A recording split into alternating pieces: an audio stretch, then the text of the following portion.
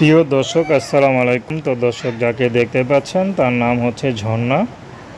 ঝর্ণার বিয়ে শাদী হয়নি, ঝর্ণা ইউটিউবে এসেছে বিয়ে শাদীর জন্য। তো ঝর্ণা বাবা মা কেউ নেই, থাকে মামা মামির কাছে। তো মামা মামি যখন কক্সবাজার যায় ঝর্ণাকে নিয়ে আসে, তো সেখান থেকে ছবিটা তোলা।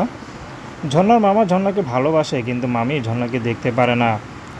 তো ঝর্ণার মামা মধ্যবিত্ত পরিবারের মেয়ে, মামা ব্যাংকে চাকরি করে, বেসরকারি ব্যাংকে। কিন্তু মামা এখন বিয়ে দিতে চায়, কিন্তু অনেক টাকা যৌতুক চায়, কিন্তু ঝর্ণার মামা খরচ করতে রাজি, কিন্তু ঝর্ণার মামি তা দিতে নাকচ।